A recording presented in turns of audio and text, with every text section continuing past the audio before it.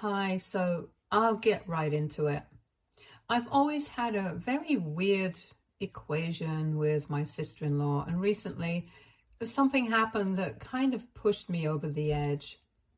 Not just me, literally everyone in the family. I, 28 female, have been married to my husband, 28 male, for 3 years, and we have been together for 6.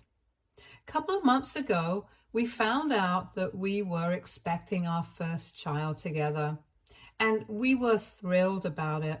A few days ago this week, we decided to have a baby shower and invite our families and friends to our new house for the event.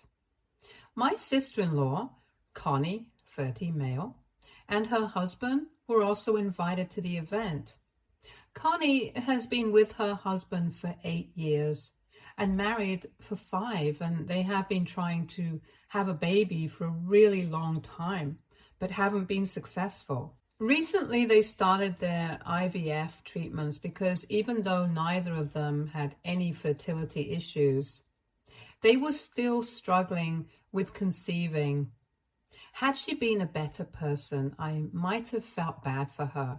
But after what she did recently, I'm glad that she hasn't been able to conceive yet because she's crazy and honestly doesn't deserve to be a mother. Connie and I don't really get along, and I would say that it's her fault because I've always been cordial with her, but she just has a weird attitude about everything. Earlier, she used to be nice to my face, but I had heard from several of her family members that she constantly put me down behind my back and made fun of a lot of things about me. So I slowly distanced myself from her. And then eventually we got to the point where we were only nice to each other for the sake of our family and nothing more. So inviting each other to events was more of a formality, and we knew it. She had been invited to my pregnancy announcement party as well, and even there, all she had done was sulk. And maybe I should have taken that hint and not invited her this time. But I didn't think much of it. Anyway, a couple of days ago, I had my baby shower, and Connie and her husband also attended. They were one of the first few guests to arrive, so we had taken a few people on a house tour since it was a new home. And yes, this is quite an important detail. And anyway, after everyone had arrived and the baby shower was in full swing, I was speaking to a couple of friends when Connie came to my side and asked me if I could show her where our bedroom was because she wanted to rest for a bit since she was feeling kind of nauseated. I thought that it was quite strange that she came to me and not her brother. But since I was busy with my friends and also because I was heavily pregnant, I told her to find my husband and ask him, since I really didn't feel like getting up. But she told me that she also wanted to speak to me in person and privately, which is why she had asked me specifically since she didn't actually need to rest. She just wanted to talk to me and needed an excuse for it. That made me a little curious, so I decided to excuse myself and got up to take her to the bedroom so we could talk away from everyone else. I actually thought that she was going to apologize for her behavior in the past or something because she was being really nice, and I guess that should have made me suspicious, but anyway, I didn't think of it and started walking with her to the bedroom. And here's the deal with our house. It's pretty big, and that means that our bedroom is quite a distance from the living room. There is a really long corridor leading up to it, and on one side of the corridor, we have something like a supply closet. So while we were crossing that, all of a sudden, Connie grabbed me by the arm, shoved me inside, and locked me in. The closet was a small, dark, cramped room where we were storing a couple of unpacked boxes on the shelves, our vacuum cleaner, and a few mops. We hadn't yet installed lights in that room, and there was no ventilation apart from a tiny window that was situated really high up in the wall. Everyone in the family knows that I suffer from severe claustrophobia. So a room like that is pretty much the stuff of my nightmares. I started panicking as soon as Connie shoved me into the room, and I kept banging on the door and telling her to let me out. But I knew that there was no point because she must not have stayed outside the door for long. And there was loud music playing in the living room where everyone was sitting because we wanted the baby shower to be fun for everyone. And it was more of a party than a shower. Besides, even without the music, there were a lot of people in the living room, and I'm sure they couldn't hear me above the conversation because the supply closet was a little distance away from the living room. In spite of that, I kept banging on the door and screaming for someone to come and help me until my voice gave out, and I honestly don't remember what happened after that. I guess I must have fainted because of my claustrophobia, since the only thing I remember after that was waking up in the hospital. Thankfully, I was lucky enough to be found about 20 minutes after I had left the living room, since it was time to open the presents. But I wasn't even there, so people came looking for me. Apparently, after Connie had returned to the living room without me, she had told my friends that I needed to rest for a bit, and that's why I had chosen to stay in the bedroom and had sent her back to tell them.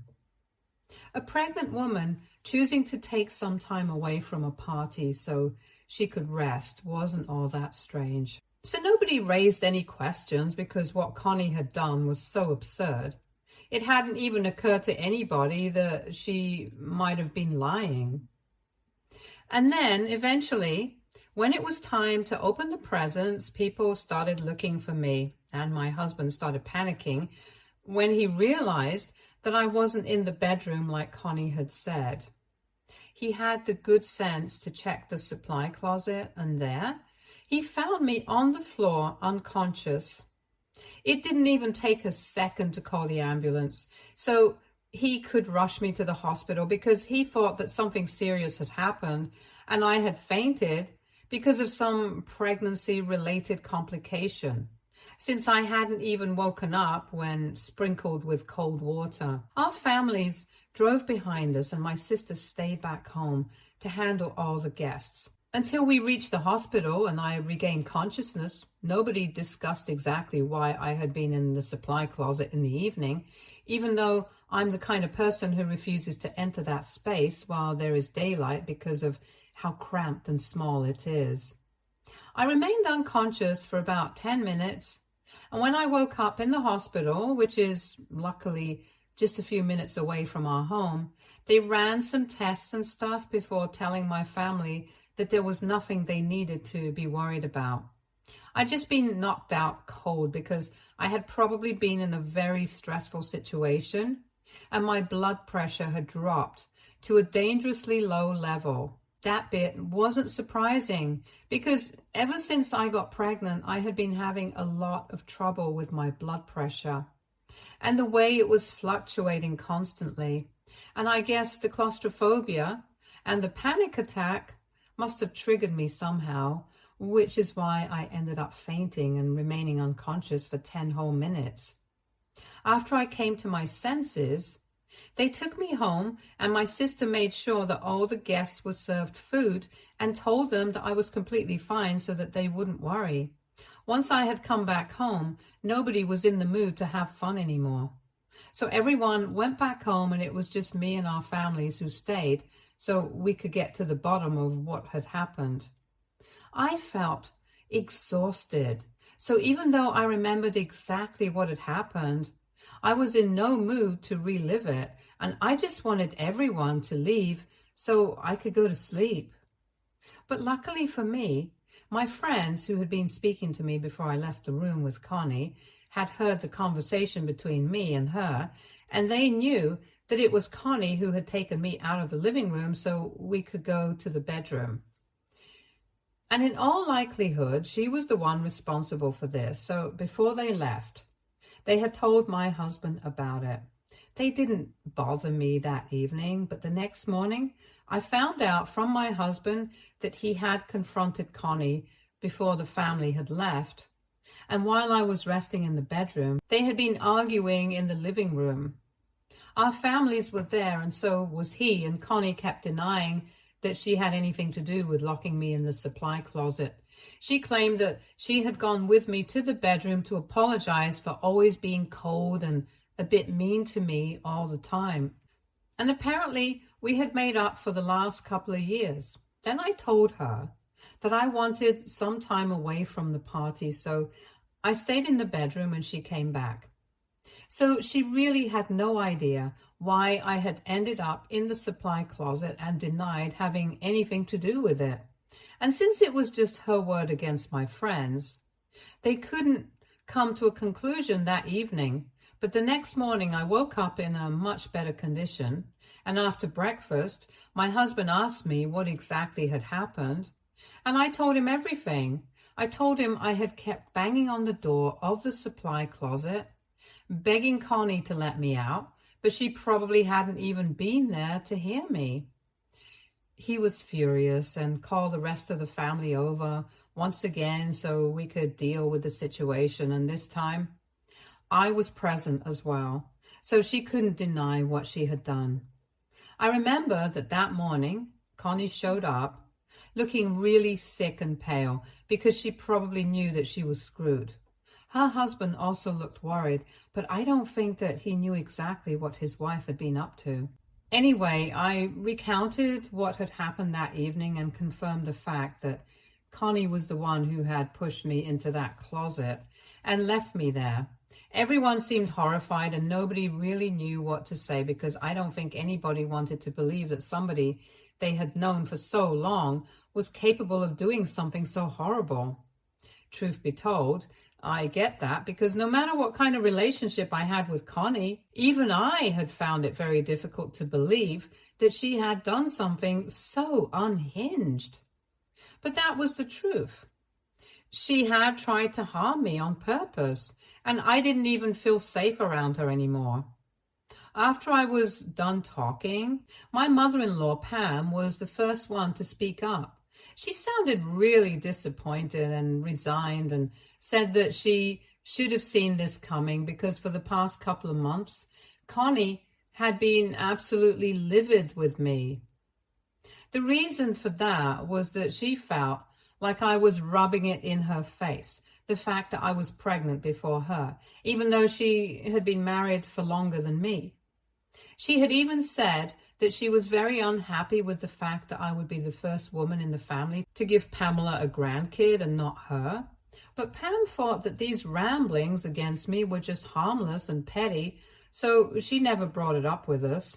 But she had no idea that Connie would go out of her way to do something like this out of anger and jealousy. At that point, Connie started crying and said that she hadn't done this out of anger, but it was only meant to be a harmless and innocent prank.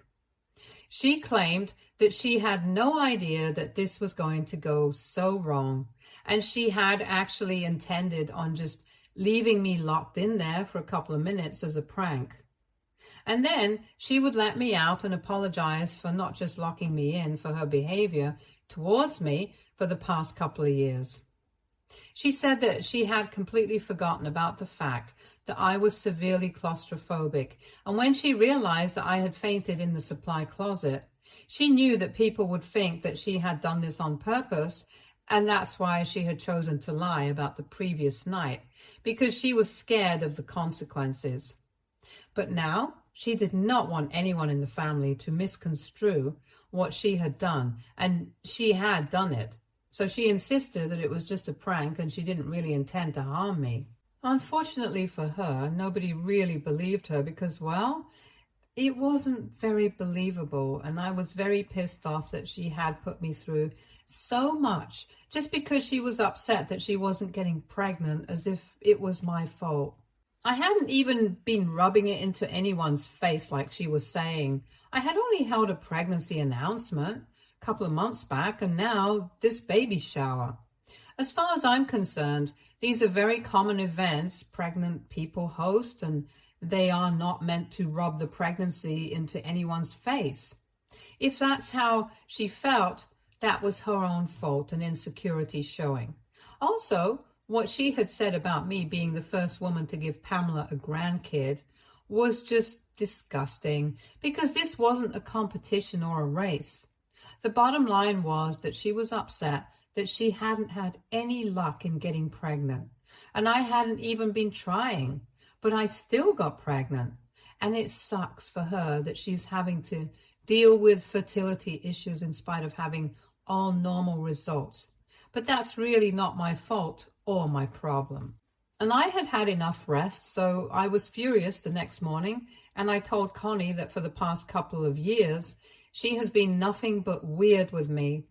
But I had never even done anything to her. In fact, I had always tried to be nice to her, and she was the one who had constantly faked it with me, and then gone behind my back to talk crap about me. Even then, I had stayed dignified and just distanced myself from her, but it seemed like she was just never happy and wanted to make sure that she created enough problems for me. I told her that I could understand that she was feeling jealous and insecure, but for somebody to act like this was just demented, and I did not feel safe around her anymore. I told her that she was a horrible human being for what she had done, even though nothing had happened to me. Something very easily could have happened, and I knew it was not a prank like she was trying to pass it off as. I knew that she saw me as competition, but unfortunately, I was not competing with anyone, and she had no right to drag me into this for no reason. Then I told her that I did not want her visiting or speaking to me anymore. And then I turned to everybody else and said that if they spoke to her again, then I would not speak to them. So it was either going to be her or me. And that's when Connie started protesting, saying that I had no right to do that, especially when she had just been playing a prank. I could see that both she and her husband were actually worried, but I had said whatever I had to say, and they could go on screaming, but it didn't matter, since I knew that the rest of the family was also going to agree with me.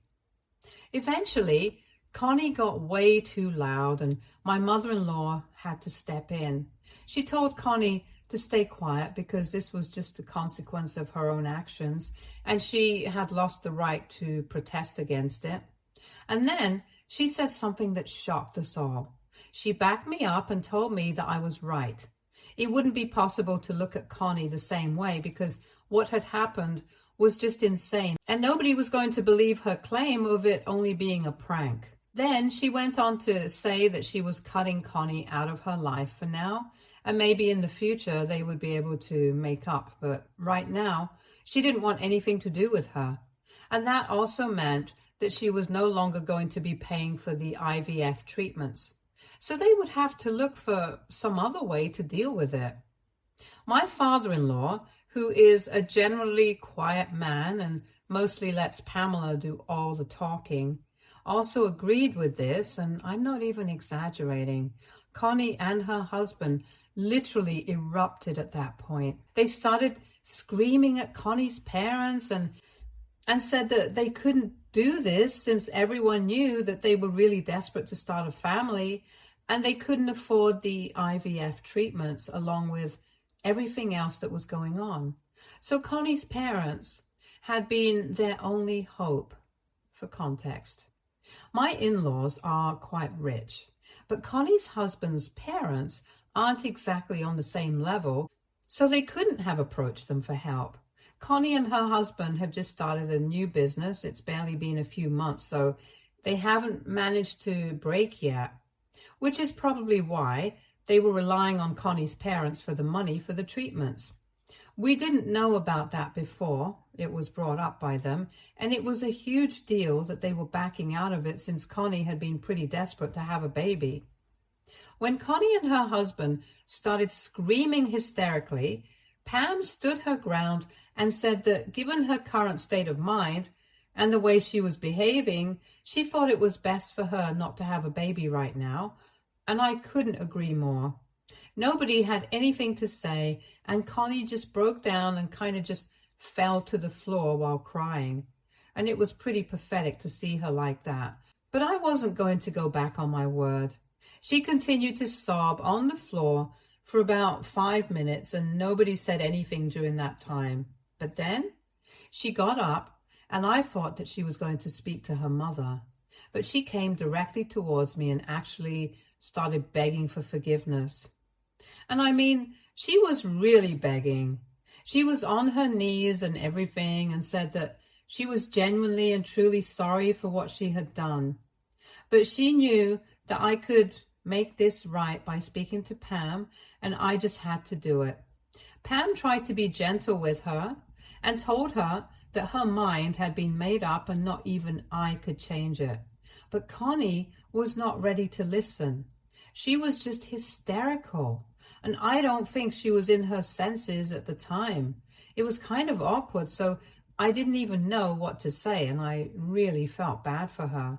But there was nothing that I could do. After a while, her husband grabbed her and got her to stand back up, and while she was still crying, he walked out with her and left us all still trying to process what had happened. After that, everyone went back home, and it's just been me and my husband since then. We haven't been speaking about what happened with Connie because it was sad after one point, but right now I've been feeling a little weird about it. I know that what she did to me was terrible, but I was the one who put forth an ultimatum for the rest of the family and forced them to cut her off, and that also meant that she couldn't have a baby because it meant no more IVF treatments. So I've been wondering if I was a jerk for doing that or not, and that's what I wanted to know, which is why I'm here for an objective opinion. AITA for telling my family and my in-laws to choose between me and my sister-in-law? Update 1. Hey everyone. I would just like to first thank everyone who responded to my post and commented on it. The majority of the comments agreed that I'm not the one at fault here. So I'm pretty relieved because I had been feeling very heavy and guilty after what had happened. I guess I just hadn't expected her to beg for forgiveness like that. And she had been pretty hysterical, so I guess I started feeling bad for her. I still kind of feel bad for her, but to be honest, this was something that she deserved. It wouldn't have been fair for her to get away with all of this scot-free, because regardless of what her intention had been, I still don't know if it really had been meant to be a prank or not. But the consequences of it were not really good for me. And to be honest, I think I'm still going to stick by what I had said about her not being ready to be a mother just yet. If she's acting like this, so unhinged and irresponsible just because she's pissed at me, then I'm not sure how she thinks she's ready to handle a baby. It's very obvious to me, and I think it's clear to Pam as well, that Connie has some serious issues. So until she deals with that, I think it's better for her to stay away from motherhood. I've spoken about this with my husband, and I told him that I have been feeling really bad about what happened with Connie, but he told me not to worry about it. Apparently, his sister had always been a bit of a hothead, but everyone had thought that she had left that kind of behavior back in her teens.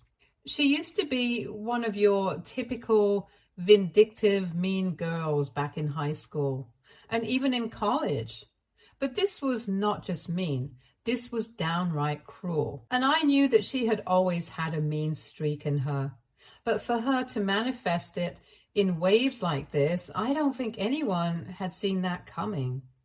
Anyway, my husband reassured me, and after that, I felt considerably better about all of this. So I'm going to try and put it all out of my head now and just focus on having a happy rest of my pregnancy. Update 2. Hey, so 8 days have passed since my baby shower, and since the event didn't exactly end well, we hosted a formal dinner for everyone tonight to make it up to them. And obviously, Connie and her husband were not invited this time. I hadn't opened any of the gifts, so I decided to open them today. With all my friends and family around me, we were all having quite a nice time until dessert was served. because that was the time around which Connie decided to make a post on social media calling me out on my behavior. Yeah, the irony is astounding that after everything that has happened, she is the one who's calling me out. I had blocked her shortly after the incident had taken place. So I didn't know about the post, but she had tagged a couple of my friends and a few family members on it. So they were notified and read it out to me. It was ridiculous. She had posted that apparently I had always been in competition with her, and I had really thought that I won when I got pregnant before her. And she acknowledged the fact that she had lost her temper a couple of days back during my baby shower and had locked me in the closet. But my way of retaliation has been a lot more severe than what she had done. She posted that I had forced her family to cut her off and made sure that she wouldn't be able to get pregnant by convincing her mother not to contribute to her IVF treatments anymore. But unfortunately, my plan was not going to work because they had decided to pay for the IVF treatment themselves, and they were definitely going to have a baby. So the rest of the family could cut her off, but it was not going to make a difference to her because she was determined to become a mother and start her own family. And that family would be far better than the one she was born into. Since apparently both her family were too busy sucking up to me instead of looking after the only daughter that they had, I tried really hard to feel offended at that post, but honestly, it was just such a huge joke that I ended up laughing at it, and everyone else followed me. So we brushed it off as a big joke and didn't even talk about it because I wasn't going to let Connie ruin an event for me a second time. I'm pretty sure that she had picked this day on purpose as well to make that post because she wanted to gain sympathy and attention. But unfortunately, nobody really has any of that to spare for her. Not after what she has done, at least. Update 3. Hey, so I have great news for everyone. I recently gave birth to a really beautiful, healthy baby girl. She is 6 weeks old now, and I already love her more than anything in this world. In fact, my husband and I are already fighting over who loves her more, but we know for a fact that we love her the most. Motherhood has been beautiful so far, and I've had my fair share of struggles, but this has made it worth it. But this update is not going to be about my daughter, even though I could totally go on writing about her. This is actually going to be about Connie because she's getting divorced, and I'm honestly not surprised that this is happening. I heard from a couple of people that she and her husband have been living separately for the past couple of weeks, and they have fully announced on social media that due to irreconcilable differences, they are going to be separating. Apparently, they had tried really hard to make it work in the past couple of months after the incident with me, but I guess the stress of everything just got to them and they can't be together anymore. And I don't think it's going to be an amicable divorce because they have decided to sell their business, and had it been a mutual thing, I don't think they would have tried to do that because that business was their first baby and they had put in a lot of hard work into it. It's sad that they are separating, but not very shocking. Connie's parents are still not speaking to her though, even though I have told them that I would be fine with it if they decided to get back in touch with her after the news of the divorce broke. But they told me that unless she apologizes to everyone and does it sincerely, they are not interested in having any contact with her. Honestly, I count myself to be very lucky that I have such supportive and loving in-laws because I don't think everybody has been blessed by people like them in their lives. My own parents have also been incredibly supportive ever since I gave birth, and even before that. And I feel really lucky that I have such a great support system around me. Connie could have had the same for herself if she had just bothered to be nice to the people around her, but well, that was never one of her strong suits. At this point, I don't even feel angry. I just feel bad for her.